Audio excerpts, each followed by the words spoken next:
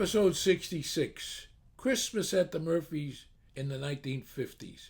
Many years ago, I wrote this using an idea from a New York City poet. I just found it again, with apologies to Terence Winch, the Bronx poet. I sent this to my sister Ellen many years ago. She liked it and said I should publish it somewhere. I hereby publish it here on my podcast. Christmas at the Murphys in the 1950s. In our world, nothing compared with Christmas morning and Mass at Blessed Sacrament Church. God's power surging through the congregation, from altar boys in their stiff collars and big red bows to the solid working men of the parish in their finest array. Blue suits, gold wristwatches, shiny shoes, crisp white shirts. The women perfumed and girdled, lipsticked and bejeweled. Enough incense in the air to do the wise men proud. The colorful procession wound through the church, organ honking, voices lifted in the special Christmas sense of the slate wiped clean and the universe beginning anew. The tree in our second floor flat, lit with fat-colored bulbs that looked good enough to eat. The old cardboard cottons full of fragile decorations, buried treasures found every year on Christmas Eve and set free again. The baby Jesus, alive and well, Herod thwarted, presents under the tree, toys, games, repainted secondhand sleds, and bikes, and dolls, and secondhand clothing, and always books, and always used books, like an unknown first-time reader's handshake from another time. Along with Jesus came the whole cast of Yuletide characters: Santa, Rudolph, the Chipmunks, Bing Crosby, Frosty, Scrooge. I'm surprised the Easter Bunny didn't crash the event. All 7 of us believed in Santa, and Christmas morning proved it for all of the Murphys and the entire supernatural infrastructure of the Boston Irish culture.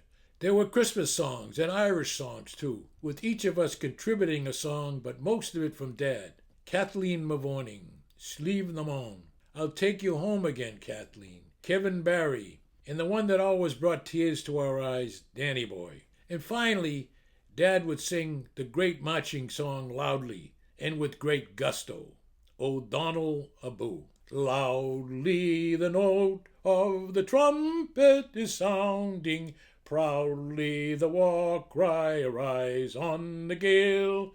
Fleetly the steed by Loch Swilly is bounding, to join the thick squadrons of Thomas Greenvale.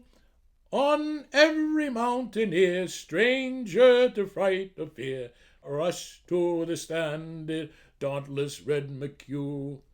Barnard and Galaglass throng from each mountain pass, onward for Erin O'Donnell Aboo. A little untutored step dancing would be attempted, and laughter and love permeated our small 3-decker flat. I believed in everything. Jesus our Lord, Santa our magic benefactor, my brother and my 5 sisters and my parents, the immortal source of the ongoing celebration that would never end. All of us Murphy kids would buy Christmas gifts for each other and for our parents. At an early age, I was familiar with the secondhand stores like Morgan Memorial and Salvation Army, so that with my meager funds I would do my best to buy presents for my mother and my father and my sisters and my brother. Instead of the Chinese crap for sale in stores now, I would buy low-priced things like hairpins or kerchiefs for my sisters at Kresge's or Woolworths. For my brother, I would buy things like fish hooks. Buying for my parents was very difficult. I wanted to buy them the world, but did not have the shekels. This is Rod Murphy. Thank you for viewing or listening to my podcast episodes. I really appreciate it. If you liked it, and if you so choose, I ask you to send a good review and or refer a friend who might be interested in this old Boston podcast series. Again, my thanks.